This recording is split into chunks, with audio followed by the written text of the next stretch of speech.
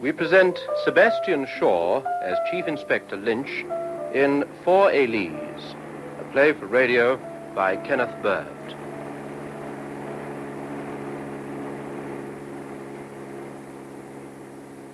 Evelyn? I tell you something about trees. What about trees, darling? They can look sinister in this sort of half-light, writhing about in the wind. Look at them. They remind me of, Of what? Little witch doctors. Some I once saw in Africa. No, seriously. Now, those poplars, for instance, over there. They are poplars, aren't they, Tom? Don't ask me, Chief. I'm a detective, not a naturalist. Well, anyway, in silhouette, they're like those grotesque, prancing medicine men. I remember they were doing a sort of dervish dance, driving away the spirit of death. Just a story for a night like this, dear. Comforting. Okay, kitten. Travelogue ended. Where are we, Tom? Well, you two have a map in the back seat. I'm just the driver. Tom, my boy, your liver needs attention. What? Sour as month-old milk. That's been you all day. With the Ringway case nicely buttoned up, I should have expected you to be ripe for merrymaking. Would you? Oh, darling, surely you know what's wrong with poor Tom. No, what? He's wishing he'd brought his wife along as well. That's not true. Business and pleasure don't... Well, anyway, it's no concern of mine. See, darling? Detective Sergeant Mansell is hurt. He knows it's against regulations for me to go with you to investigate a jewel robbery. And bright up-and-coming sergeants have great respect for regulations. Haven't they, Tom, dear? They run in their veins instead of blood. Now, Evelyn. He hated to think of me waiting like a loving, dutiful wife while you two played Sherlock Holmes at Lord Ringway's home. But you wouldn't have liked me to stay in London, would you, darling? Well, we shall have to get used to the idea, shan't we? Unless you want me reduced to the ranks. Well, Tom forgets I had to wait 6 years for you to be free. And we've only been married 8 months. Yes. Well, where'd you say we were, Tom? I didn't. But a rough guess, I'd say on the Shropshire-Herefordshire border, in the English equivalent of the Burmese jungle. And I'm expecting a tree to blow on us any moment. Oh, no. Charles, darling, don't sit up like a guardsman. Relax. Put your arm round me so we can... What? What's wrong? Well, didn't you see that? A figure. Figure? Oh, well, a shadow, hanged if I know which. It was black, had a sort of hood. Where'd you see it? By those bushes, back there on the verge. Switch the engine off, Tom. We'll have a look. I can't let you spend the rest of your life believing in spooks just because you've seen a chap in a duffel coat. Now, that's where it was, by those gorse bushes. Darling, you aren't leaving me alone, are you? There it is. Oh! You see it? Yes. Yes, it's a black figure, all right. If you go, I'll scream. Evelyn, don't be ridiculous. Hello there. Anything the matter? Oh, God be praised. I thought you hadn't seen me. Oh, my wife believed you were a ghost. Yes, this habit, disconcerting in this light. I'm sorry, but, well, we're having a bit of a nightmare at the Abbey. Wind been blowing your chimneys down? No, worse than that, much worse. First, Brother Placid. Then the telephone wires down, and now that confounded car. Had a breakdown? Yes, I pushed the thing on the grass verge. But look, I've got to get to town at once. Well, if we can offer you a lift, sir. Oh, please, but terribly quickly. I don't want to take you out of your way, but I must get to the police station. Jump in. Oh, thank you. What do you want the police station for? Had a robbery? No, oh, much worse than that. In fact, we none of us can believe it's really happened. It's so utterly senseless. Yeah? One of our community, he's been murdered. Oh, my God. Murdered? You sure? Oh, God save us, there's no doubting it, I assure you. A piece of cord, it's knotted round Brother Placid's throat. Oh, how terrible. Look, please don't think me rude, but I must beg you to hurry. As I say, there's no telephone. May I ask who you are, sir? Oh, yes, of course. Father Anselm. I'm bursar of Linfont Abbey. We're police officers. Police? Scotland Yard. Oh. I'm Chief Inspector Lynch. My assistant driving, Detective Sergeant Mansell. And to think of what I said when that car broke down. Well, it's a reminder, isn't it, to be resigned to the will of God. Where is the Abbey? Back the way you've come, about 2 miles. Okay, Tom, turn around. All right, sir. Forgive the intrusion, darling, but do I take it we're working again? Evelyn, I'm sorry. Yes, kitten, I'm afraid we are. I suppose it doesn't matter. We promised to look in at Mike Miller's cocktail party when we got back. No, dear, I'm afraid it doesn't. Can't the county police deal with this thing? After all, it's their murder, not yours.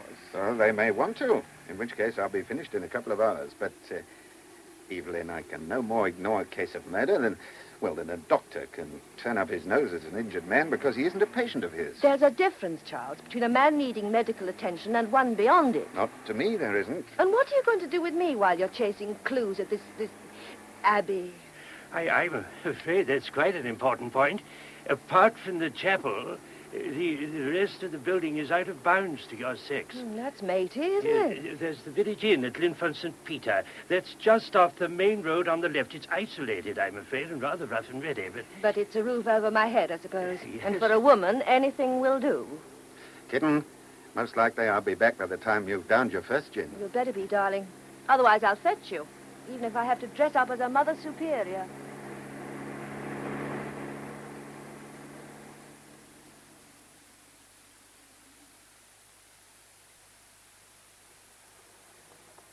This is the road, sir. This narrow one. Yes, turn in here. It's a drive, really, not a road. And you'll have to take care because it's a pretty steep drop down to the abbey. Right home. Gloomy, isn't it? At night, yes. Inspector, I can't tell you what a shock this has been. This Brother Placid, the murdered monk, how long had he been with you? He came the month after the priory was raised to an abbey. That's 14 months ago. By the way, Placid wasn't a monk in the full sense of the word. He was what we call a novice. He hadn't taken his final vows. In other words, he could have left if he'd wanted to. Yes. Was he a local boy? He was German. Ah. A fine carpenter and woodcarver, humble and devout, too. That's why we're all sure a maniac must have done this thing. A maniac? Now, why do you say that? Had the body been mutilated? I don't think so. I didn't examine it very closely. Too upset. All I saw was the silk cord twisted round his neck. And who found him? Brother Paul. He's a novice like Brother Placid. They were both on kitchen duty, preparing meals, washing up, things like that. We all take a turn at it. Placid left chapel immediately after Vespers to start work. Brother Paul followed him he thinks about 10 minutes later. When he went into the kitchen, Brother Placid was lying on the floor. Any signs of struggle? None. That's why the abbot thought it must have been done by someone with, maniacal strength. How long was Brother Paul alone in the kitchen before you went in? Half a minute. But, Inspector, you'll be wrong if you suspect anyone in our community. Apart from Brother Bruno, everybody was in the chapel at the time Brother Placid died. Where was Brother Bruno? In bed on the first floor. He's got pleurisy. But no one at Linford would want to harm Brother Placid. It's now 10 minutes to 7. About what time did you find the body? The trouble is, Inspector, none of us wears a watch. Uh-huh. We have a clock in the monastery, but we get out of the habit of looking at it, except on Sundays when we have public services. Well, approximately. 6:10. So, if he left chapel 10 minutes earlier than anyone else, he must have died between 6 and 10 past. I think so. Excuse me. Turn right here, Sergeant. Very well, sir. Yes, that wouldn't be far out, Inspector. We went into chapel at about 5:30, immediately after evening meal. Look, there's the house, through the trees. See it? Yeah. What is it? Regency? Yes, late 18th century. Cold, too. Stone floors, plenty of draughts. Sounds like that village pub we left my wife at. Used to be the country house of Lord Willingford. We bought it from his executors, plus 150 acres of land. 150 acres? What do you do with it? Farm it, of course. We've a herd of jerseys, and... Sergeant, turn sharp left here, will you? Yes. Pull up by the gate opposite the carry-on. The what? New word to you, Tom? It means a peal of bells. Oh.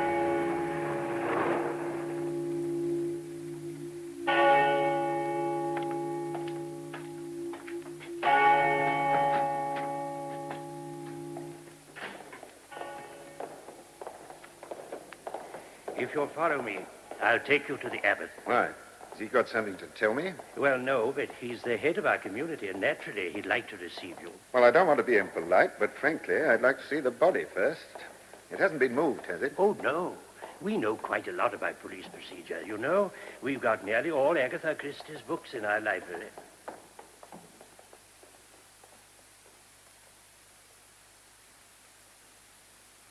Yes. We used to see just this sort of thing at police college. What sort of thing? These bruises either side of the neck. You see them? Well, of course I can see them. On the carotid sinus. Now, whoever did it, well, he knew how to make his victim unconscious. Not even a struggle. Well, that's obvious. And what isn't obvious is why he needed to strangle him with this blue silk cord if he was so damn good at judo. Well, I mean, this chap, he isn't a very good physical specimen, is he? No. And the killer must have been powerful. You look at this cord, twisted right into his flesh. Yeah. Father Anselm? Yes, Inspector. This sticking plaster on the dead man's chin. Did he cut himself or something? Yes, while he was shaving. He came to me one evening before sung vespers and asked for the plaster. He was bleeding quite a lot. Father, I don't know much about monastic life, but isn't it unusual for a monk to shave in the evening? It is. That's why I remember it so well. Apparently, his electric razor had broken that morning, and he wanted to tidy himself up before chapel. From the look of the plaster, it's been on a long time. About a fortnight, I should say. Perhaps I should have put an antiseptic on the cut, then it would have healed quicker. Yes. Is there a key to this door? Oh, yes, I've got it on this bunch. Well, lock it, will you? Tom. Yes, Chief. Take the car and keep going till you find the first telephone box that's working.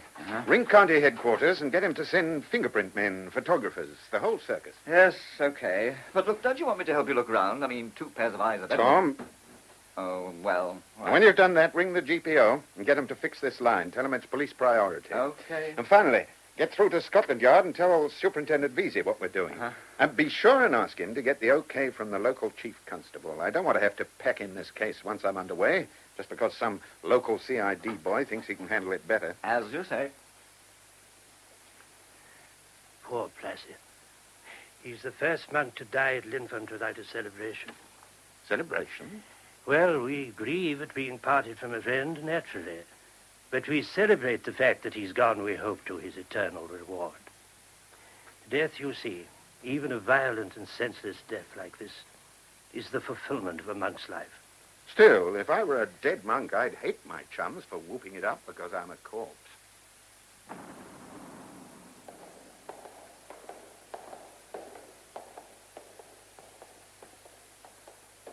How many monks are there altogether? 30. Would you know if any of them were missing from chapel tonight? One was missing, Brother Bruno, the one who's sick. Yes.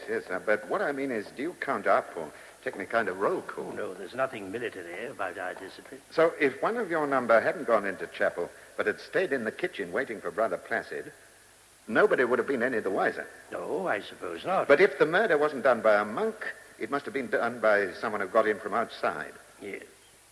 Now, the question is, sir, how could he have effected an entry? Now, not through these windows. They're too high up.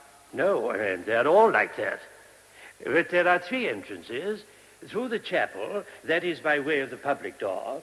But he would have to go across the sanctuary to get into the abbey building itself. In which case, you'd have seen him, because you were all in church. Yes. Which leaves the main door, the one you came through, and the side entrance. That's the one at the end of the corridor to the right of the kitchens.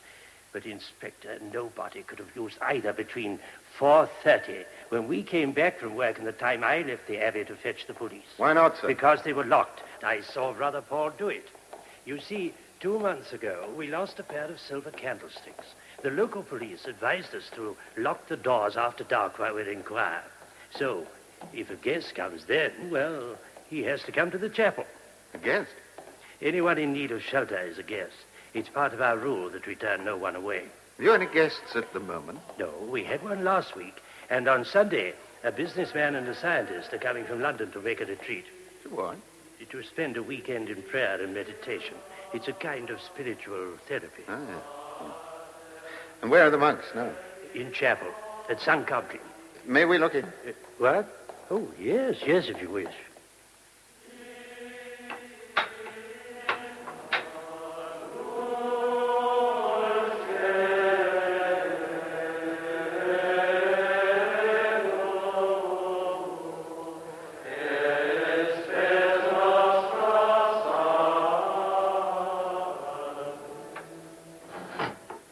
Learn anything from that, Inspector? Only that you can't tell one monk from another. Not when they've got their hoods up. But except in choir, hoods are always down. By the way, if you have any preconceived ideas about monks, Father Abbot is likely to shatter them. Huh? Dom Gregory didn't become a monk until he retired from the Navy. He was captain of a destroyer. Is that so? Yeah, he's been a monk for 15 years. But sometimes when he's in the pulpit, he's inclined to think he's back on the bridge. This is Father Abbot's room. Ah, there you are, Father. Inspector Lynch, Father Abbot. I'm sorry to welcome you in such shocking circumstances, Inspector. Frightful business, isn't it? I mean, here of all places. Yes, sir. I'm afraid we're going to upset your routine quite a lot. Of course, quite understood. What I want to know is, who would want to harm an inoffensive little chap like Brother Placid? Before he came to you, he mightn't have been so inoffensive. He might have made an enemy. Might, I suppose. Oh, but Joseph Hanslick was such Hanslick. That's his name, is it? Yes, he was such a mild, withdrawn little fellow. There was something, well, almost fawn-like about him. You felt that if anyone shouted at him, he'd bolt in sheer terror. So, isn't it, Father Anselm? Oh, yes, very nervous. He worried a lot. About what? His worthiness to serve God in the monastic life, his spiritual condition. Apparently he lost his faith after the war. In fact, well, he didn't find it again until he came here, did he, Father? No. I was telling the inspector what a fine carpenter he was. Yes, doing a fine job, wasn't he, on the floor of that barn? Yes, he was. Putting in an entire new floor, Inspector, single-handed. And his wood carving. Father, don't forget to show the inspector the statue he was carving. Oh, yes, I will. It's quite a work of art. Now, sir, what do you know about his life before he came here? Oh, not a great deal, I'm afraid. Born, let me see, where was he born? I've got his papers here in readiness for you. Oh, yes. Berchtesgaden, where that fellow Hitler had his eyrie. He was 38 years old, youngest of 3 in family, trained by his father as a carpenter and stonemason, served in Italy and France during the war, but as he was grade B medically, he was only a clerk in the German equivalent of our army pay corps. After the war, he went to work for a building firm in Munich. What brought him to England? He was loaned by his firm to work at the new Anglican cathedral at Barfield. He and another man were carving a rude screen. Why did he come to Linford? We like to think that God sent him here. You see, he had been educated by Benedictines in Bavaria, and, well, he certainly had what seemed to him at the time an inexplicable urge to stay at a Benedictine house. Well, sir, why didn't he wait till he got back to his own country? Inspector, I don't think he wanted to go back to his own country. No? Look, I've got to be blunt. There are some questions a priest can't answer. Why Joseph Hanslick didn't want to return home is one of them. I don't follow you. He gave me his reasons in confession. I can't divulge what he said. All I can say is that he personally had nothing to be ashamed of. But we confirmed that before admitting him as a postulant, didn't we, Father? look, sir, Yes. I know your church has rules like any other organization, but surely there are times when rules have to be modified to suit circumstances. A man's been brutally murdered. And the law of the land demands that you give every help in bringing his killer to justice. Inspector, I am fully aware of what I should render unto Caesar. I also know what I can't render. What I hear in the sacrament of confession is one of them. I see. And these reasons of his for not going back to Germany, are they relevant to this case? I mean, would it help me to know what they are? I don't know. You mean you won't say? I don't know. How well did Placid speak English? Oh, very well, didn't he, Father Anselm? Yeah, very well. Yes, he told me once that he had a gift for learning languages. It was the same with all his family. Well, now, here's a general question. Had he at any time said or done anything which might help me in my investigations?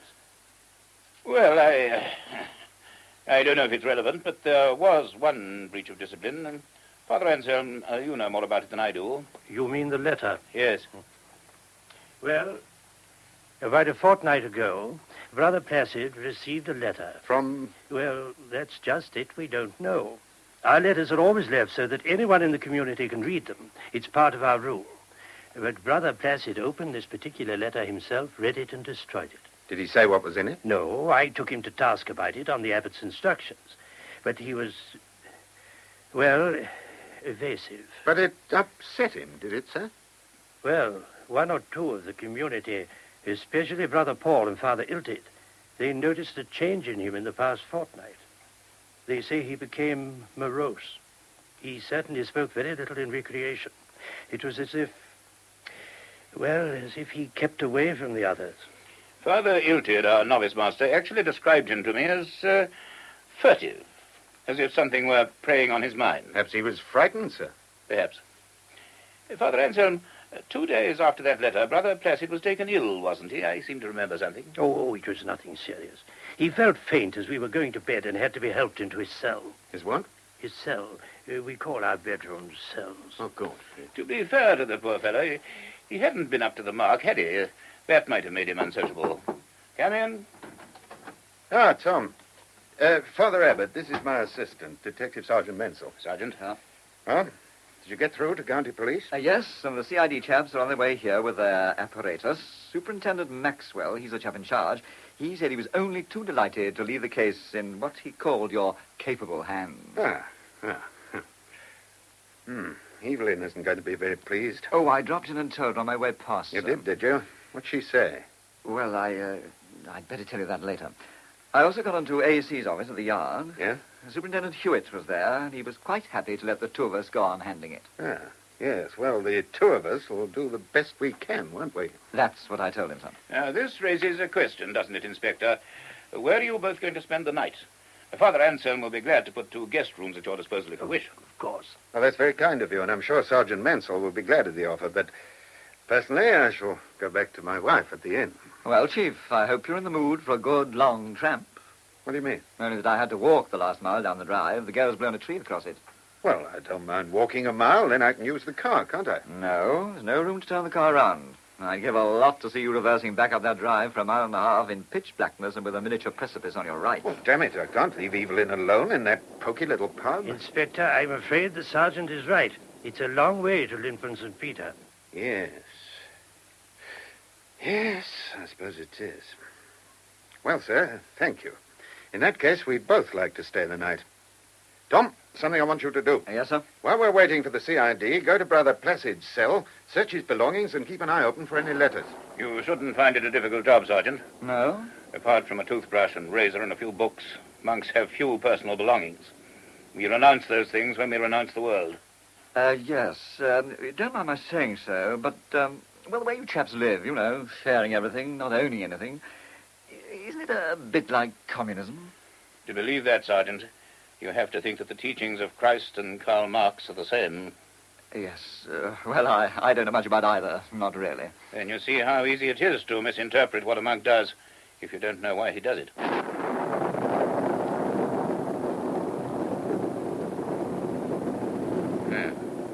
Now the wind has dropped. It seems we shall get a storm.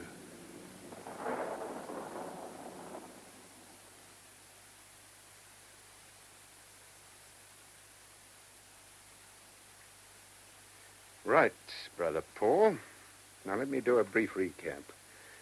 You went straight to the kitchen after chapel, and you saw the body of Brother Placid. Yes, that's so. As you were running out of the kitchen, you collided with Father Anselm coming in. Yes, And then you returned to the chapel to tell the abbot what had happened. that's quite right. Anything more you can tell me? Yes. Before I went into chapel, I locked the front door and the side door of this main building. It was a rule of Father Anselm's. Quite so. Well, about 5 minutes after I'd found Brother Placid, I went to the side door. I thought it was important to see if it was still locked and bolted. Certainly. And was it? No. The front door was locked, but the side door was open. Open? About 2 inches. It has a noisy catch. You can even hear it on the floor above. So it seems, Inspector, as if whoever went out through that door after Placid's death knew that door had a noisy catch. Otherwise, he'd have closed it. Seems to me you've missed your real vocation. Used to being a detective. You really should.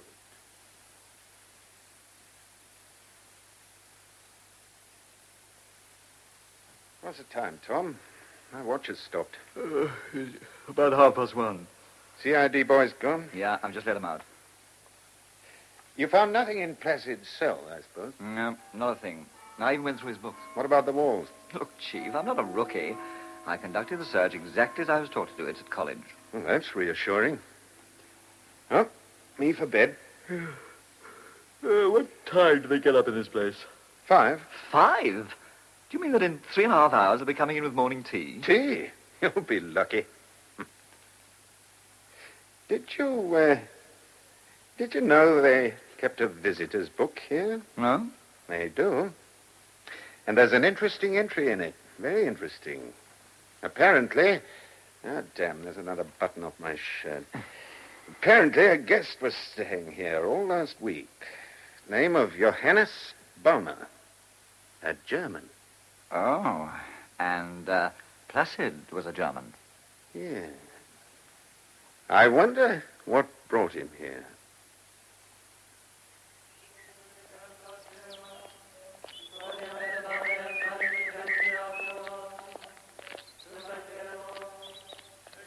This is the shed, Sergeant, where Brother Placid did his carving. Ah, yes.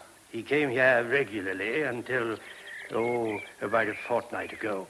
Then he stopped coming. Why was that? I don't know. It was as if he'd suddenly lost interest.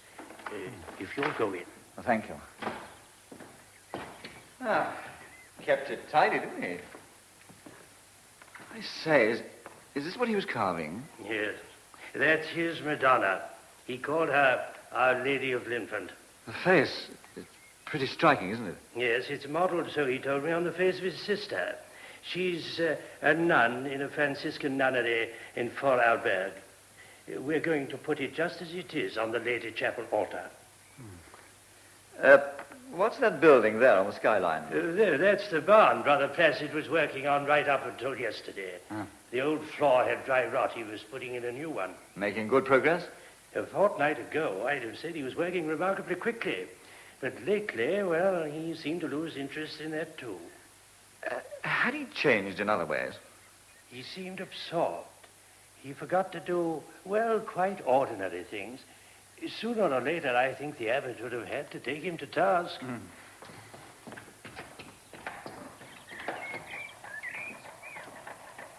Hello?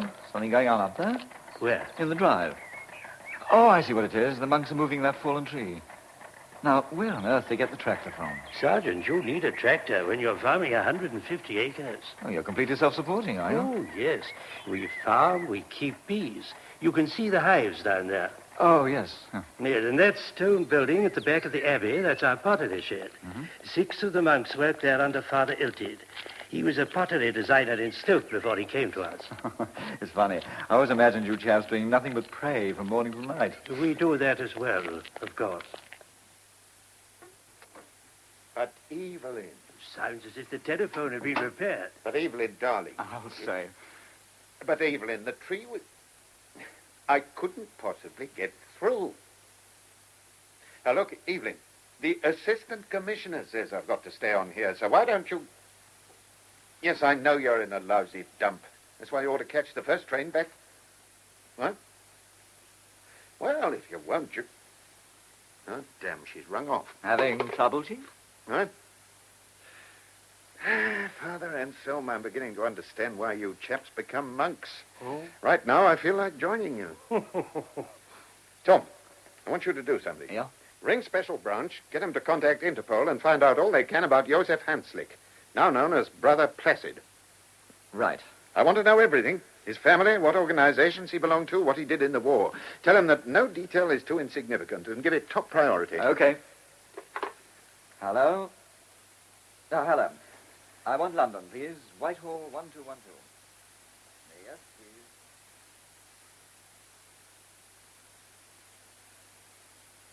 Father Abbot, what can you tell me about the guest you had here last week, Herr Johannes Baumer? Baumer? Yes, well, he left here, when was it, Father? 3 days ago. Yes. You've heard of him, Inspector? Heard of him? He's a well-known German writer. He wrote The Wilting Flower, a somewhat, well, shall we say in all charity, a somewhat highly colored novel about Saint Therese de Lisieux, the young French nun who died a saintly death. Why did he come to Linford? He was making a lecture tour in England, and, well, he suddenly wanted to stay with Benedictines. Was he alone? Oh, yes. Anyone here know him? Not personally, by repute, of course. What sort of man was he? Cultured, charming, spoke English well, and a jolly good pianist, wasn't he, Father? Frankly, I couldn't believe he wasn't a concert pianist. There was an authority about his playing, a technique. It didn't matter if it was a Viennese popular song or Beethoven. I agree. Do you remember that tune he kept playing, Father Abbott? His tune, he called it.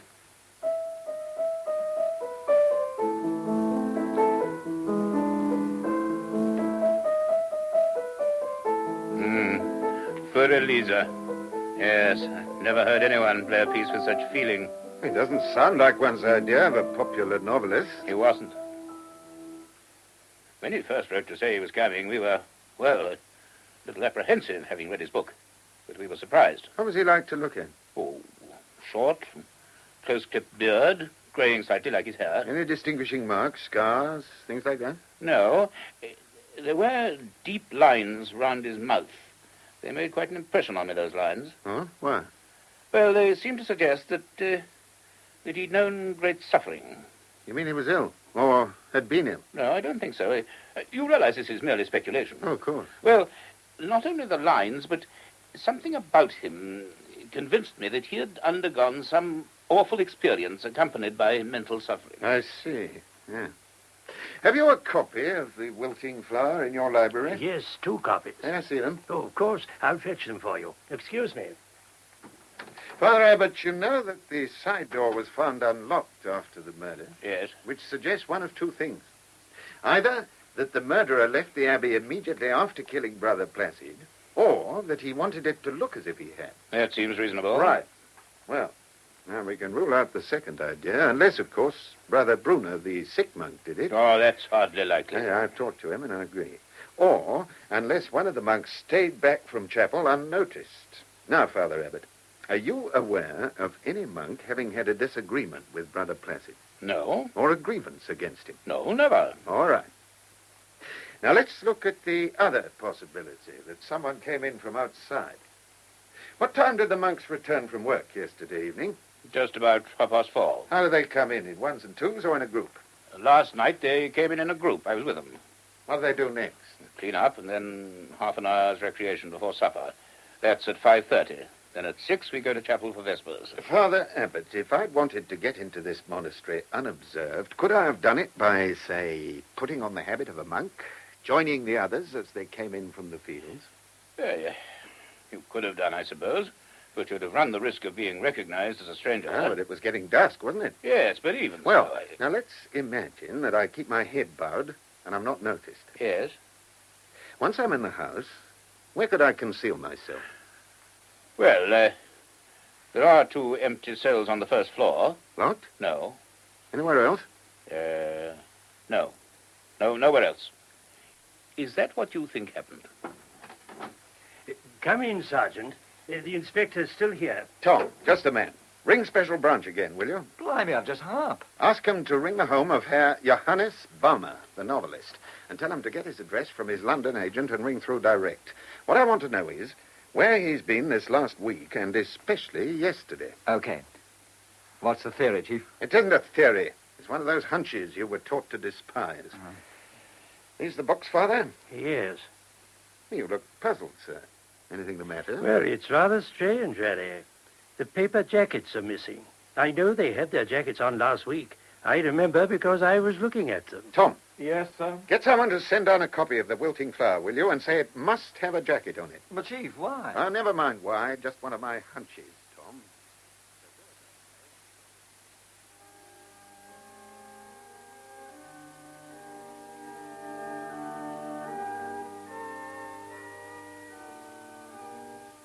Inspector Lynch, Hmm?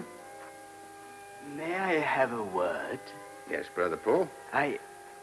Well, I'm uneasy about something. Yeah? Well, I'm probably wasting your time. You are, sir, if you don't say what's on your mind. Well, I've been tidying up Brother Placid's body. The coroner's officer said I could. Yeah? Well, did you know he cut his chin shaving about a fortnight ago? I had heard that, yes. I took the plaster off it because it didn't look very nice, and, well, there's a scar. It looks as if it might be an old one. running from just below the right-hand corner of his lip to the bottom of his chin. The plaster exactly covered it. What are you getting at, sir? Well, I knew Brother Placid very well. And I can't remember him having a scar like that.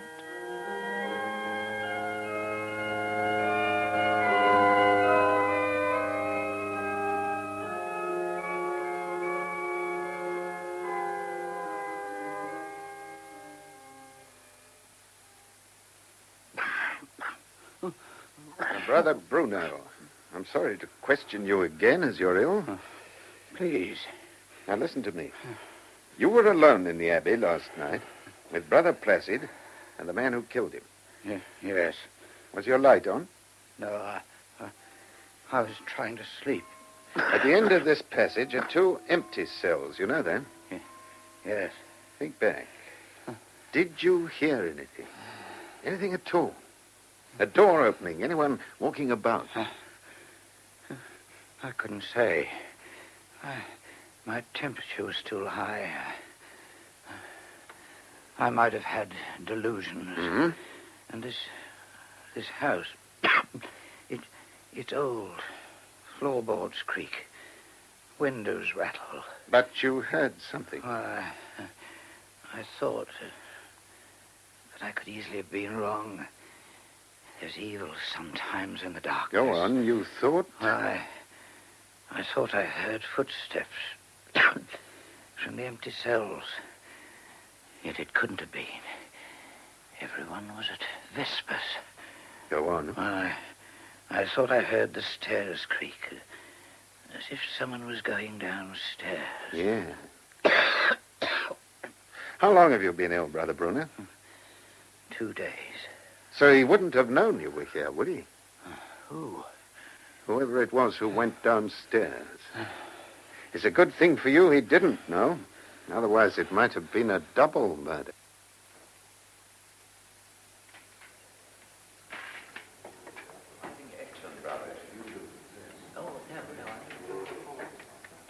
I've been looking for us, Inspector. Father Anselm and I came here to see these new pottery designs of Father Iltid's. Pretty good, eh? Very. Look, what can you tell me about Brother Placid's family? Well, there's a sister, a Franciscan nun, and a brother. He was about 2 years older than Placid. Where is his brother? I gather he had disappeared after the war. I can throw a light on this, Father Abbot, with your permission. Yes, by all means. I only once heard Brother Placid mention him. He was talking about his school days when he and his brother went to a Benedictine college. He said they were very much alike in appearance. Did he say anything else? Well, it wasn't so much what he said that made an impression. It was the bitterness in his voice, as if he didn't like his brother. What was his Christian name? Did he tell you? No. Do you know Father Abbot? I get it. Whatever Placid told you in confession concerned his brother, is that it? Well, there's nothing for it. I'm going to back a hunch.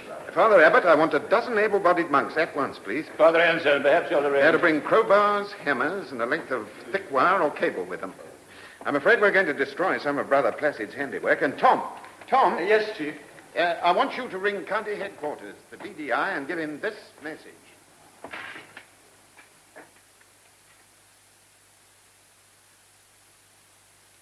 No, Inspector Norman. Sergeant Mansell here, Scotland Yard. Chief Inspector Lynch says you're to send a couple of plainclothes men to every barber shop within 10 miles radius of Linford St. Peter. Yeah. Now, look, this is the question they've got to ask. Did they, at any time between February the 2nd and 6th, give a very close haircut, pretty well a monastic cut, to a man about 5 feet 6 inches tall, with a scar extending from his right lip to the corner of his chin, and speaking with a pronounced German accent? What? Don't ask me, sir. All I know, he's got half of us scouring the Abbey grounds and the rest pulling up the floor of a barn.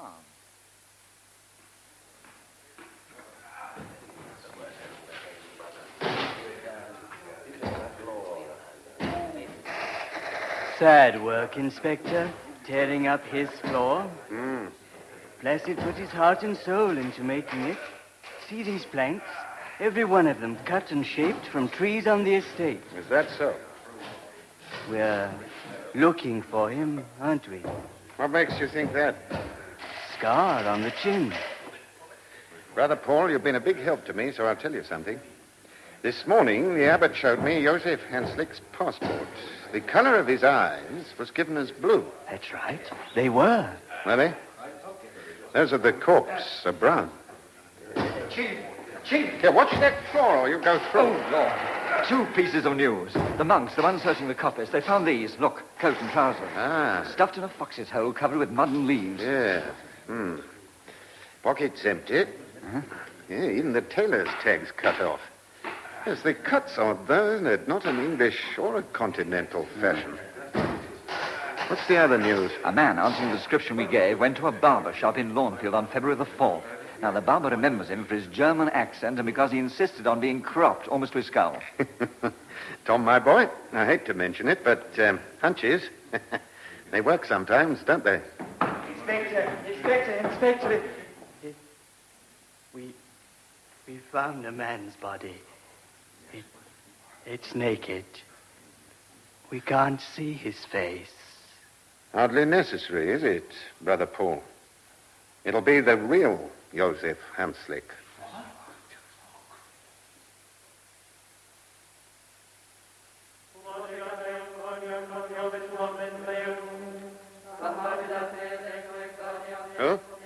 Who? Oh, special branch, yeah. Tom, shut that door, will you? Yes, of course. Yeah? Oh, no, I'm not surprised. Right, have you anything more on Hanslick and his brother? I see. So you're following that up, are you? Right. Well, transfer me to Inspector Ryan. Anything happening? Just this slow letting in of daylight. Baumer wasn't Baumer. What do you mean? Johannes Baumer, the novelist, has spent the last month in Wiesbaden recuperating from a skiing accident. He's never left Germany. Then the man who came here was an impostor. Yes, and if I'm not mistaken, he came to find out if Brother Placid was really Brother Placid or the man he wanted to kill. And once he satisfied himself he was trailing the right victim, he found out where he could conceal himself and went away. And when he came back, 3 days later, he was disguised as a monk. Hello, Bill Ryan. Lynch here. Look, put a couple of men on to going round every ecclesiastical tailor in London, will you? Tell them to find out if in the last week a man with a German accent has had himself fitted out with a black Benedictine habit.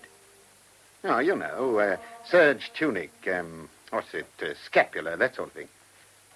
Yes, now here's his description.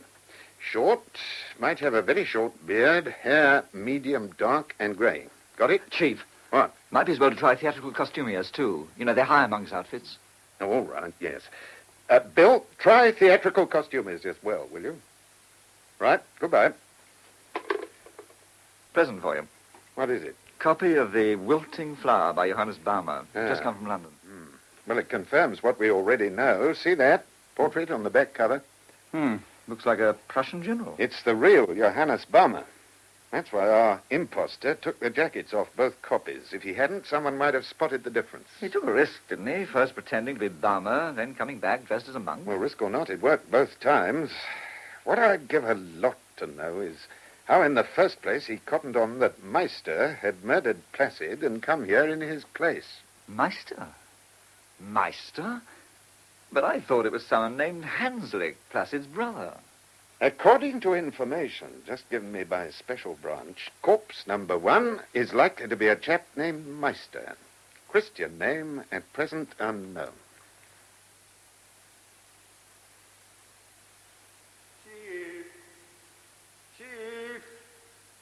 Chief, wakey. Huh? What's up? I've called you early, Mother dear, because much has happened while you've been in Dreamland. What the hell do you mean? Bill Ryan came through about 2 a.m. Woke everyone in the Abbey except you. My hunch has worked. Hunch? I thought you didn't have hunches. Brainwave, then. I was being modest. Remember how I advised you to try theatrical costumiers? For what? Oh, blimey, Chief. How long does it take you to wake up? To see if anybody had hired a black Benedictine outfit. Oh, yes. Well, I was smack on the bullseye. A chap exactly fitting the description we circulated hired one from a firm called Madge, Frost and Simpkins off Water Street. The only difference was he hadn't got a beard like when he stayed here as Baumer. More daylight, eh? Yeah.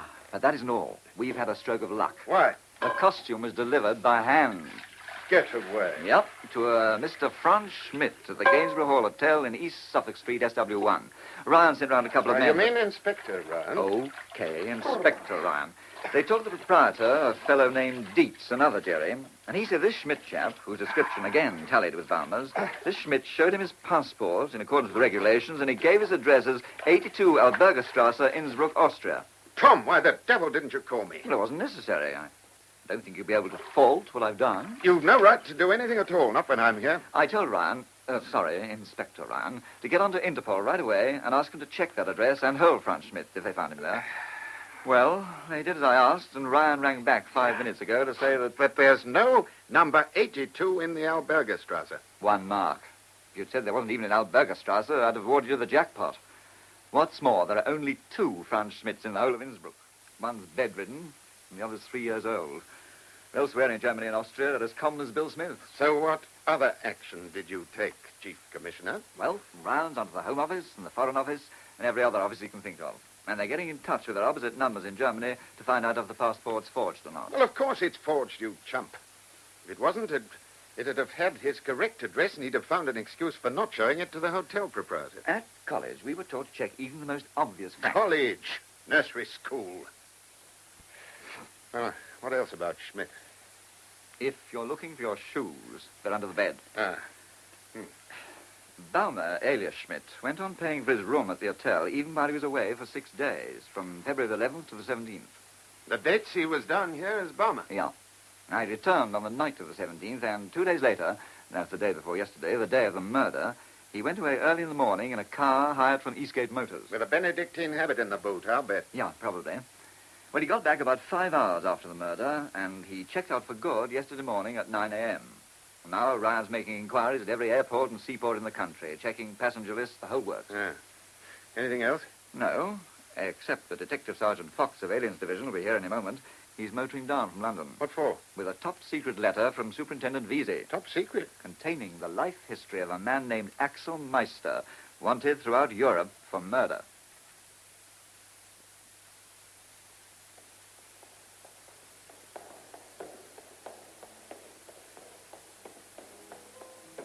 Listen.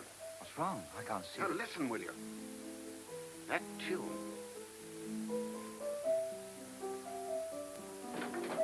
Oh, I'm sorry. Something wrong, Inspector? Not really. It was that tune, the one Baumer kept playing. Now, what's it called? For Elise, Elise. by Beethoven. It was the name of Baumer's wife. I gather she died in the war. I think that's why he played it so often. Play it again, will you? Yeah.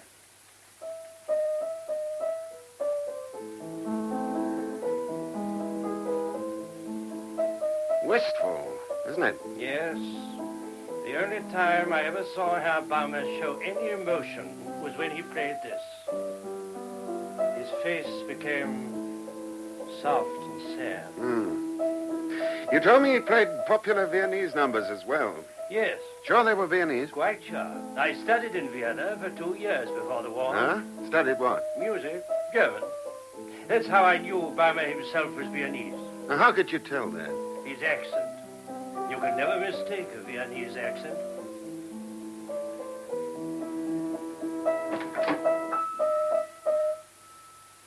Someone to see you, Inspector.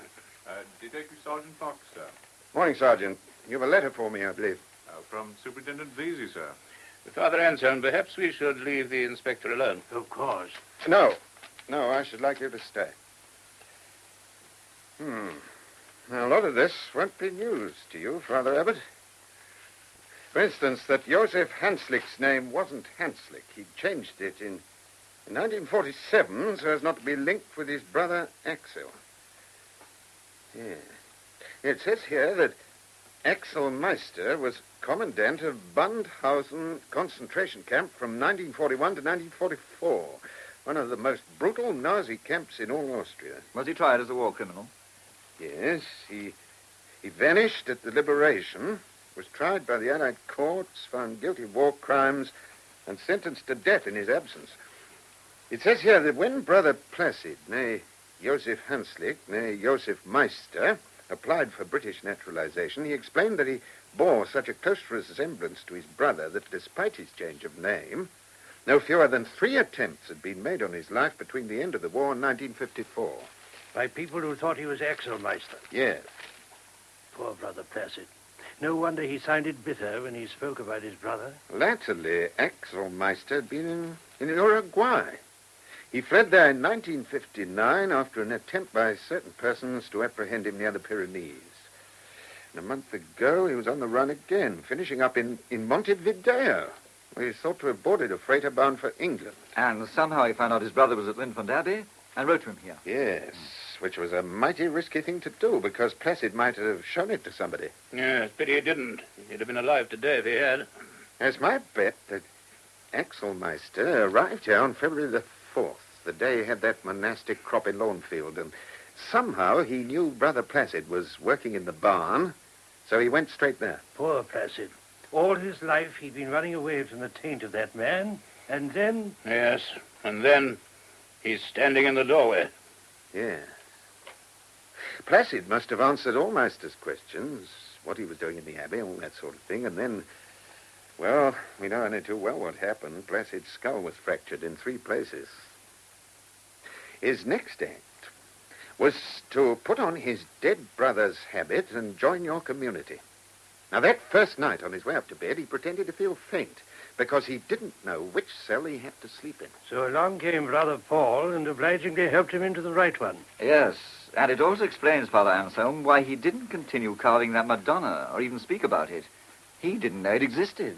Well, anyway, it must have seemed to him as if his disguise was working perfectly. And then Herr Baumer turned up. Now, suddenly, there's a German staying here. For all he knew, one of those who'd been hunting him from country to country. No wonder he didn't bolt. Well, perhaps he didn't think anyone would have the audacity to pose as a famous author. Yes, perhaps. Anyway, he decided to stay. And on the evening of February 20th, Brother Bruno heard someone leave one of the empty cells and tiptoe downstairs. Now, if he'd opened his door, what would he have seen?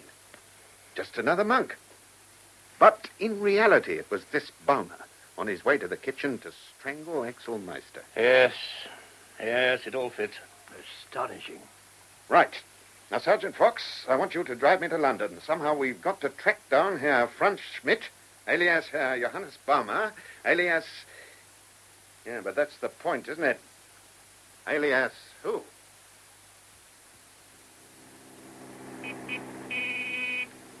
Charles. Charles, are you listening? 3 days in that wretched little pub.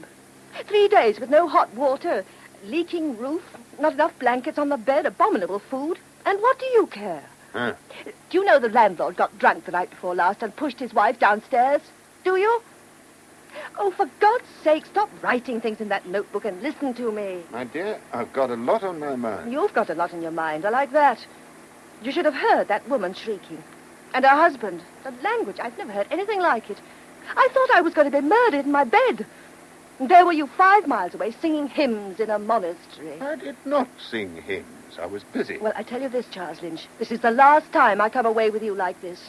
From now on, I'll be like other wives. Stay at home, watch the telly, and enjoy myself. Did you hear me? Enjoy myself.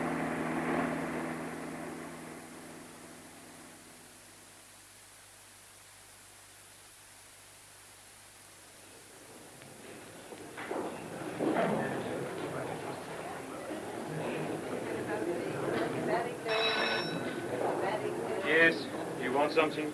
You the proprietor? Yes. Mr. Dietz? I have said so, haven't I? I am the proprietor. Chief Inspector Lynch, Scotland Yard. Mein God. Have I not seen enough Scotland Yard these 3 days? It is Franz Schmidt again, eh? Yes? Have I not told Scotland Yard everything? When he come, when he leave, what he say, what he look like. They search his room, take down the pictures, pull up the carpets. What more have I to do? Try a cigarette. Thank you, schön. What part of Germany do you come from? Scotland Yard, they have been into that too. Why I stay in England after I am prisoner of war, who my grandfather is, why I am born in Freiburg. Freiburg? That's a lovely place to be born in. You know it? I've been on holiday 2 or 3 times and on honeymoon last year. So, You like the Black Forest, yes? And the cathedral? Oh, magnificent. Oh, I tell you this, mein Herr, there is no cathedral like it anywhere in the world. Not nowhere. Yeah. Did you talk much to Franz Schmidt? Once, 2 times he come into my rooms. We talk about Germany and Austria. Now, could you tell from his dialect where he come from? What part of Austria? Oh, yes, I say to him, you come from Vienna, I say. I can tell it from the way you speak. What did he say? He say no, he comes from Innsbruck. And I think, it is no business of mine. But most times he plays the piano, Mozart, Beethoven, and tunes I sing as a child. Did Schmidt receive any letters? If he does, I do not see them. Nor make or receive any telephone calls? Mein Herr, I keep telling you. 1 instant, if you please. Ah. Yes, there is 1 telephone call. I forget it. It is from that box over there. What day was this? Oh, Gottes Willen. Try to remember. It is, yes, I remember. It is the night before he goes away, 4 days ago. Last Monday? Yes. The dinner, it is finished about 1 hour. He is in the box a long time, perhaps half an hour. In the end, he is shouting as if he is telephoning a very long way. And he is speaking in German.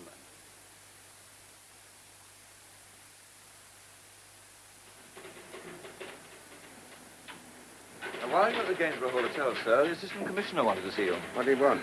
Progress report? Well, as a matter of fact, he did. As you weren't here, well, I filled in the picture on your behalf. Kind of you. Care to close the door behind you? Oh, sorry, sir. Well, did you get the answer to those 2 queries I phoned you about? Naturally. You'll be glad to know they kept a record of that call from, let me see, what was it? Oh, yes, Hinton 8422. It was a call to Vienna. Ah.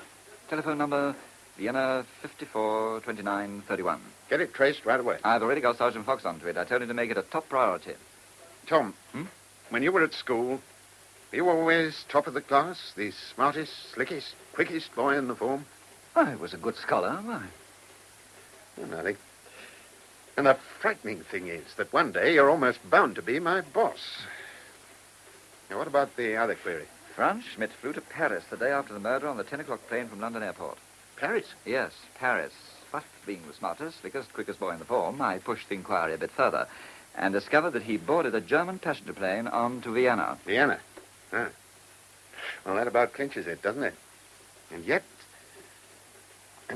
you know, I'm a wee bit worried. Well, I don't see why.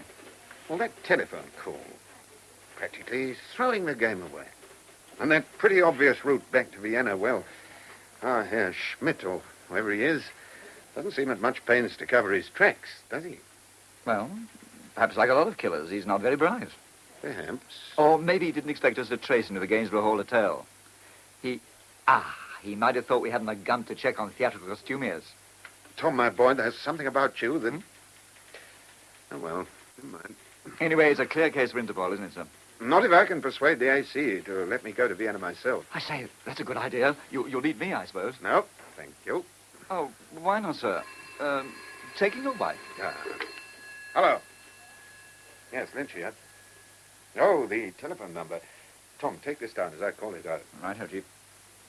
The what, restaurant? The Yabuka. Spell it. J-A-B-U-K-A. Near the Opera of Vienna.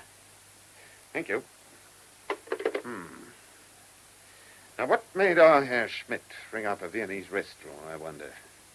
And only a few hours before he strangled Axel Meister.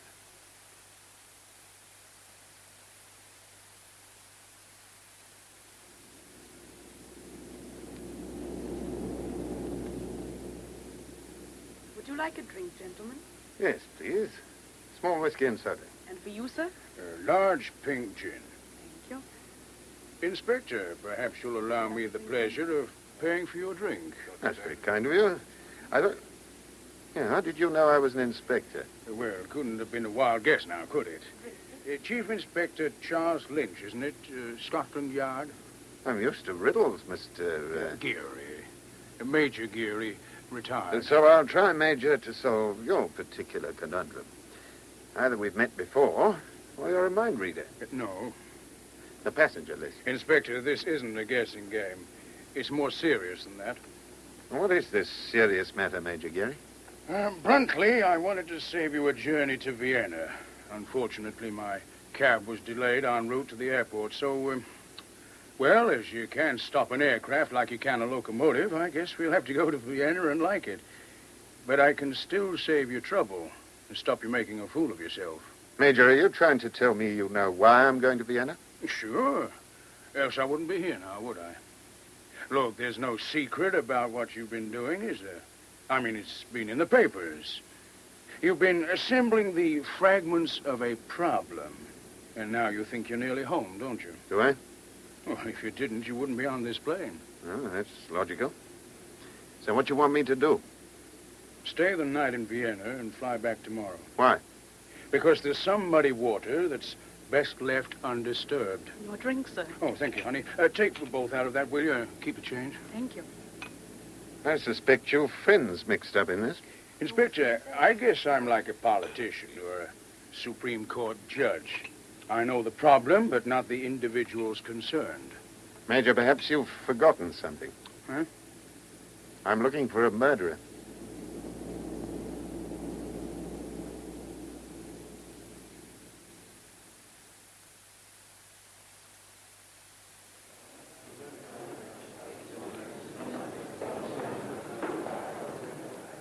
Chief Inspector Lynch? Huh?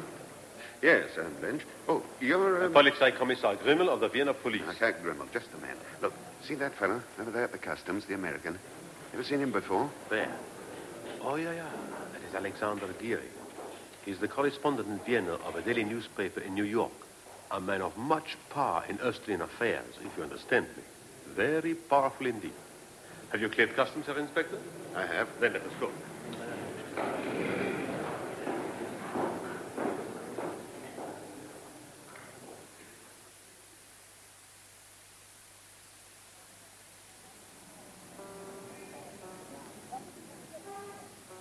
There you are, Herr Inspector. Perhaps your journey's in, the Opera Platz. And beyond, nightclubs and cafes, music, wine, and women. All very expensive. Expensive, yes. If you don't want to spend a lot of money, you do not amuse yourself here. Here you have a cabaret as well as food. Well, the Yabuka has a cabaret, has it? Not exactly a cabaret. Not what the Americans call a floor show. But there is music, simple if you understand, and the songs. It is what you call a bohemian. Poets and painters, they go there to talk about what they do. Who's the proprietor? Fräulein Anna Maria Waldbrunner, a creature divine. Her omelets with prawns and mushrooms, they are the food of angels. Don't talk to me about food, Herr Grimmel. The last few days I've been living on sausages and fish. Is this at the monastery where the two men are murdered? Yeah. And this man you look for, he killed them both? No, he only killed one of them. But he's going to stand trial just the same. But correct me if I am wrong. You must first make out a prima facie case, must you not? And if you do not, then my government, they will not agree to an order of extradition. Well, we'll come to that obstacle in time. First, I got to find him. And all I've got to go on is his description and the fact that he knows someone at the Yabuka restaurant. Yeah. Has it come to your thoughts that this man would not have telephoned the Yabuka if it had been the place where he lived? It would be too dangerous. Yes, but I believe Herr Schmidt rang the Yabuka because he wanted to speak to someone there so badly that he was prepared to risk everything. So, you mean a woman? Yes, a woman. Why are you stopping? Because across this courtyard is the Yabuka. See, there is the sign. The Yabuka. In summer, the people, they sit here under these balconies and drink beer and sing. And the creepers, they are hung with pink and gold lanterns. We go in?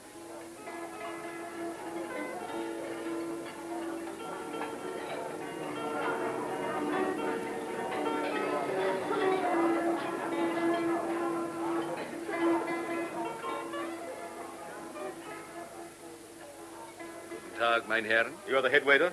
Jawohl. We wish to speak with Fräulein Waldbrunner. Fräulein Waldbrunner is unwell, mein Herr.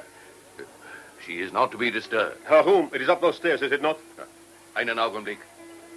I will see if she is able to see you. You are on business, mein Herren? We are on business. This place ever been in trouble with the police? Oh, no. It is respectable. I know of it myself only because I am devoted to Fräulein Waldbrunner's omelettes. The man you look for, you do not see him? No. You have a saying, have you not? It is like looking for the needle in the load of hay. Meine Herren? Ah, Fräulein Wahlbrunner. May I present myself? Polizeikommissar Grimmel, Edward Grimmel, and my friend, Chief Inspector Lynch of the English police. Fräulein. Willkommen in der Jabuka. If I may take the freedom, Fräulein, you look in that gown as ravishing as the omelets which I have many times Gentlemen, my English is not good, and I have a headache. Perhaps you will not waste words. Herr Inspector. Fräulein, last Monday evening at about 8:30, you received a telephone call from England. I? The call was made to this restaurant. Many telephone calls come here, Herr Inspector. Was it a call to some particular person? Or from someone, perhaps, who wished to reserve a table? Now, do people usually ring up from England, Fräulein, to reserve a table? Perhaps not. Monday, you say. I was not here. But perhaps... Perhaps? It was a customer taking, a business call. Over there's a telephone. It is for them to use. Fräulein Wahlbrunner, you don't usually ring someone you want urgently to speak to at a public restaurant. You know it was urgent. There were at least two reasons why it was unwise of the caller to telephone this number. Really? First, the call could be traced, as you see from the fact that I'm here.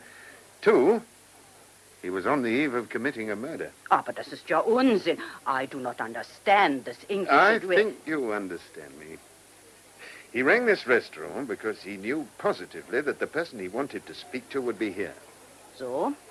Then I will ask my manager, Friedrich Oberländler. He was at the desk on Monday. Bitte mich zu entschuldigen. Ja, gnädiges Fräulein. Very nice. As respectable as the cafe, I suppose. Who? A Fräulein. Well, not quite. No? She is not a Fräulein. There's a husband. 3-4 years ago, he went away. Went away? Left her. There was the other woman, you understand? It was mad, do you not think, to have left one so beautiful? If for nothing else, my friend, I would have stayed for those omelets. Does she live alone? There are, how do you say it, two minds on the matter. And what does your mind say? As if I didn't know.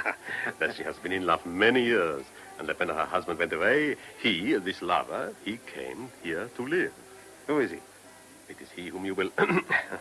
Fräulein. I have spoken with Mr. Oberländer. Yeah? It is true what you say. On Monday night, there was a telephone call from London. It was for a man who dined here. He was by the desk, waiting. Was he known to Herr Oberländer? Friedrich has never seen him before. So you wouldn't know his name? I will ask Friedrich if you wish. Herr Inspector, there is something strange here. Strange? I do not understand. These people, they have been coming in this few minutes. Well? But they are not artists. There's no law against it, is there? No, but they are people you would not expect to find in such a place as this. Distinguished people. Oh. Look. There is Herr Oscar Frick, a judge. A very important man in Vienna. And there is Kurt Sunderlich, professor of economics at the university. And with him is Frau Ackermann, a great archaeologist. Fräulein. Friedrich is not sure of this customer's name. It was something simple like Schmidt. Fräulein, at that table over there, is it not Wilhelm Schön, the conductor? Oh, yes. It is a long time since he was here. Forgive me, Fräulein, but I would not have expected such an illustrious man to, To dine here. But they are friends, mein Herr. Dear friends of Karl and me. It comforts us to see them. Fräulein, written down here is a description of the man we're looking for. Will you read it, please? Of course. Short, dark hair, beard graying slightly. He sounds attractive, Herr Inspector. Should I know him? Yes, I think you do, Fräulein. Perhaps I can refresh your memory. His wife, she died during the war. Her name was Elise. The name of the tune your pianist is playing. The pianist with the graying hair. Where are you going? To listen more closely. Everyone is watching, mein Herr. Can you not see? It is as if they are waiting. I do not understand.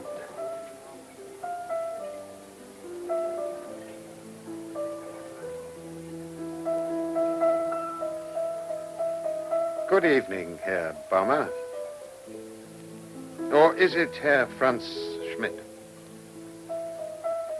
I hope you weren't fatigued by your lecture tour in England.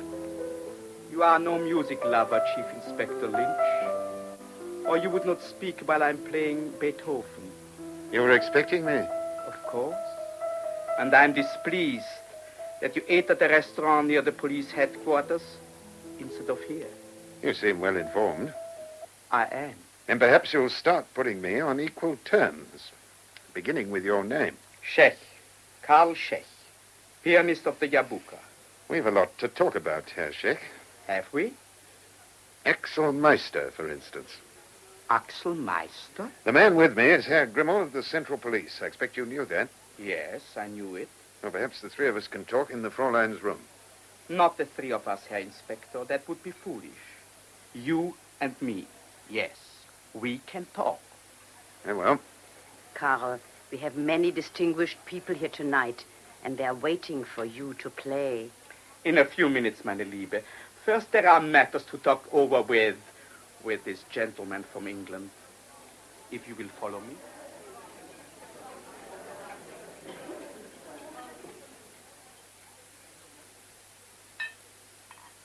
Glass of wine, Herr Inspector. Oh, thank you. You will forgive me if I help myself. I take it that you are suspecting me of some crime. Well, as you seem to know everything, I expect you're aware that I'm waiting to charge you with murder. Murder? And may the suspected assassin ask whom he is supposed to have murdered? Axel Meister, former commandant of Bandhausen concentration camp. At the time you killed him, he was masquerading as his brother, Joseph Hanslick, otherwise known as Brother Placid, at Linfont Abbey in England. You have proof of my guilt? At least a dozen monks will be able to identify you as Herr Baumer. A theatrical costumier and the proprietor of the Gainsborough Hall Hotel can identify you as Franz Schmidt. Is that so? And tell me, Herr Inspector, what do you propose to do with me? Simple, Herr Sheikh. Once you've been identified, an application will be made to your government, with whom we have an extradition agreement, for you to be sent to England to stand trial. As you say, simple, is it not? As long, of course, as my government agrees that an extradition order is, as you say, justified? Naturally. Inspector, at this moment we are alone, so I can talk freely. As long as you realize that anything you say may be taken down and Of course, all that I know. Herr Inspector, you are right. I did kill Axel Meister. No, please, no notebooks. But you... They will come later if they are necessary. You wish me to go on? Well? I went to Linfont Abbey to satisfy myself that the man we are watching is really Axel Meister, and not his brother, Joseph. And then I choked him. I expect you know how I did this thing. Dressed as a monk, I joined the brothers coming in from the fields. I hid upstairs until after chapel. And, well, the rest is, as you would say, simple. Why did you use a length of cord? It was a silk cord, a part of his ceremonial uniform at Bandhausen. Like Hermann Goering and other twisted minds, he was fond of dressing up. But surely, Herr Inspector, what puzzles you is not how I did it, but why. Is that not so? Well, I have an idea, but...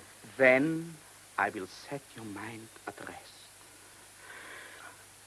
When we meet again, it is in Bandhausen prison camp in the hard winter of 1942. Our commandant, Herr Inspector, is the late Axel Meister. Are you sure you will not have wine? No, thank you.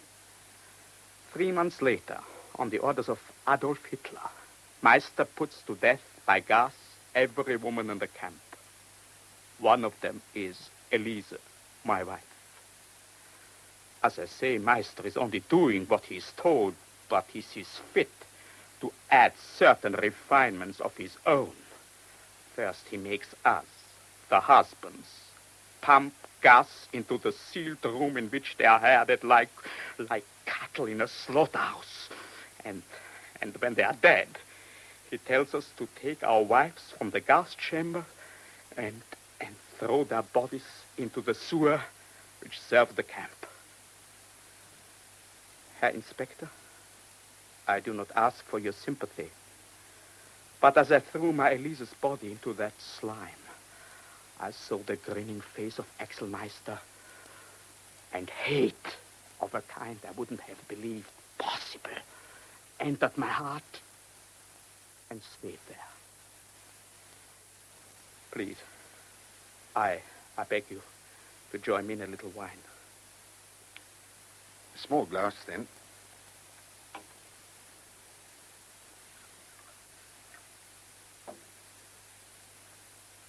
After the war, a few of us who had survived Bandhausen formed what you call a group, the old comrades of Bandhausen. From time to time we met, we sang songs, and together we tried to find something we had lost. Faith in mankind. It is a slow journey, Inspector, and some wounds never heal. Axelmeister being one of them. Yes. His name was never mentioned by any of us until we heard that he and his 2 lieutenants had escaped from Germany and could not be executed for crimes of which they had been found guilty. So we took upon ourselves the task of seeing that the sentence of the court was carried out. The lieutenants, in a year, they were dealt with, but Axelmeister, he was as cunning and ruthless as he had been brutal. But we had friends all over the world, are men and women who believed that humanity should be cleansed of those who kill and maim for pleasures. We hear from them that Meisters in Sweden, then France, then South America. But like a snake, he slips through the meshes of our net and goes to England. Did you know he had a brother at Linfont Abbey? Inspector, we have always been, shall I say, interested in Joseph. He had the misfortune to look like his brother. And it was in our thoughts that one day Axelmeister might see the opportunities in that resemblance. And when we hear that he has been seen in the town of Ludlow, not many kilometers from Linfont, I was chosen. You were chosen to assume the identity of Baumer and investigate. That is so. The very first time I talked with him, I knew it was Axel and not Joseph Meister. There was no forgetting his look. Wasn't he suspicious? At first, yes. But I was friendly. I told him I had been in America all through the war. In the end, he believed I was Johannes Baumer. In the kitchen. Did he recognize you then? I do not know. Because I did not look to see. I did this thing without feelings. Like an executioner who afterwards will collect his fee. Well, Herr Scheck, I'm sure an English jury will take all this into account. You know what sort of a chap Meister was and your motives for killing him, but... Well, I've 2 bodies to account for, and it has to be cleared up legally. So, well, if you're willing to repeat your confession in front of Herr Grimmel, we'll put it down on paper, shall we, and get it over with. What's so funny? This confession that you speak of, what confession? Huh? Well, what you've just been saying. Herr Inspector, what a pity it is that you're only a policeman, a robot, an instrument of the law, unthinking and unfeeling. I don't get you. Those without imagination cannot be allowed delusions, my friend, which is sad for both of us. Anna Maria, meine Liebe. Coming, Karl. You are all right? Of course I'm all right. It is the English inspector who is unwell. It comes of eating at Frau Kalten's cafe instead of here. Herr Grimmel, come if you please. Anna Maria, bring in Herr Frick and Herr Sunderlich. Of course. Only those. Only those. I don't know what you're up to, Herr Scheck, but you aren't fooling me. Fooling? But, Herr Inspector, I only want to show you that a man cannot be in 2 places at the same time. Something is wrong, Herr Lynch? Yes, Herr Grimmel, and I wish I knew what the hell it was. Come in, my friends. And of course, my dear chap. What is it? Now, Inspector, last Friday I'm supposed to be where? At the Gainsborough Hall Hotel in London. So, allow me to present Herr Oscar Frick a judge of what you in England would call the Court of Appeal. Herr Frick, be so good as to tell the inspector where I was last Friday. Last Friday? But at my house. We dined. It was a most pleasing evening. You are sure it was me? Sure? But of course I am sure. Dr. Felbermeyer was there also. Why, he brought you home, did he not? Of course. And he too would say that I was not in England. But naturally. Thank you. And this is Herr Kurt Zunderlich, professor of economics at the university. Herr Zunderlich, was I not with you on Sunday of this week? Of course. You dined with me in my rooms. After dinner, we played the violin sonata of Mozart in, what was the key? In A. Yeah, in A. Beautiful, beautiful. And on Monday, when the inspector says I was murdering someone in England? Tell him, Anna Maria, where was I then? With me. At the concert von den alten Kameraden von Bandhausen. At the concerts of the old comrades of Bandhausen, where I played the Schubert Sonata, watched by how many people, Anna? 50, 60. All of whom will swear that I was on the platform and not in England. Nicht wahr, meine Herren? And it is the same for each day, Inspector. There will always be some person or persons of distinction to say that I was here. If you do not believe me, there are, by coincidence, 12 people dining at the Jabuka at this moment who will, what is the word, testify. Yeah. Yes, I'm sure there are. Anna, bring in Dr. Felbermeyer and Herr Schön and Frau Ackermann Don't and... bother. What? You do not want them to testify? No. Very wise, Herr Inspector, very wise. The evidence, there is too much for an extradition to be granted, it would seem. Your hat, Inspector. Thank you.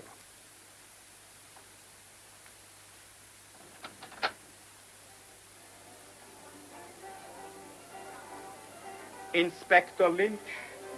Well? Please, you must try to understand.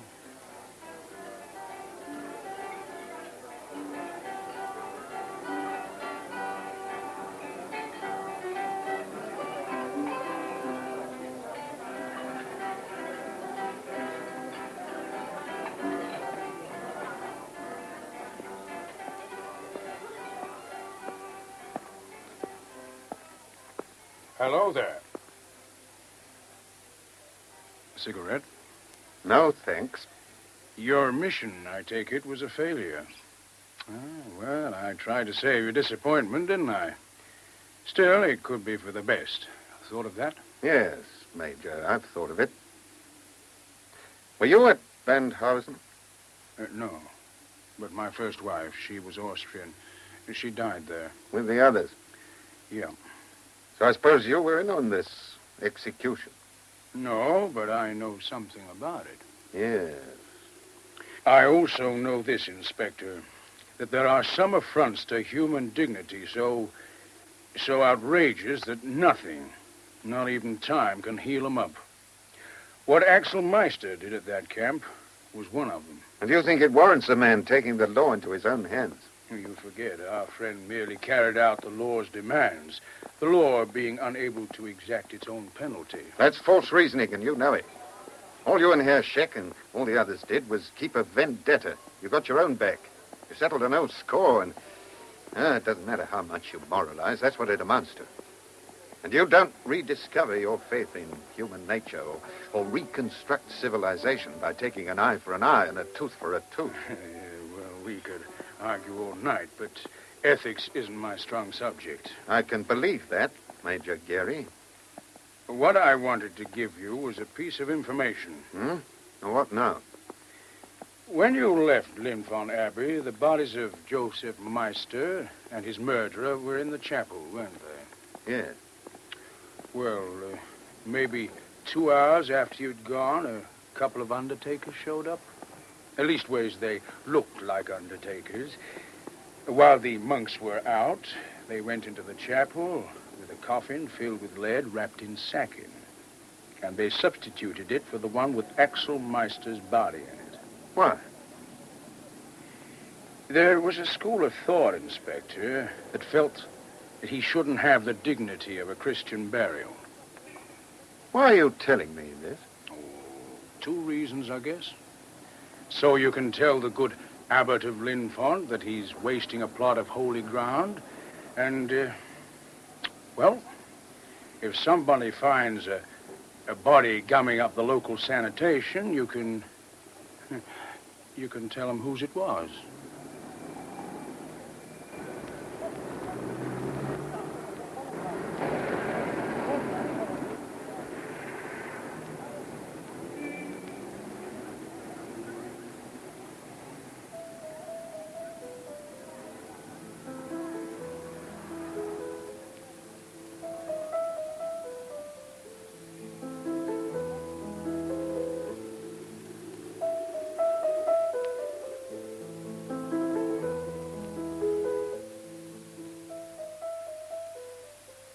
In For Elise, by Kenneth Bird, the cast was as follows. Chief Inspector Lynch, Sebastian Shaw, Herr Schech, Ernst Ullmann, Father Anselm, John Wise, the Abbot, Felix Felton, Detective Sergeant Mansell, Peter Wilde, Frau Waldbrunner, Irene Plador, Evelyn Lynch, Nancy Jackson. Others taking part were Brian Kellett, Kenneth Dite, Janet Hewlett, Ralph Lawton, Philip Morant, Julian Summers, Tony Steedman, and Arthur R. Webb. The recorded production was by Hugh Stewart in the BBC's Midland Studios.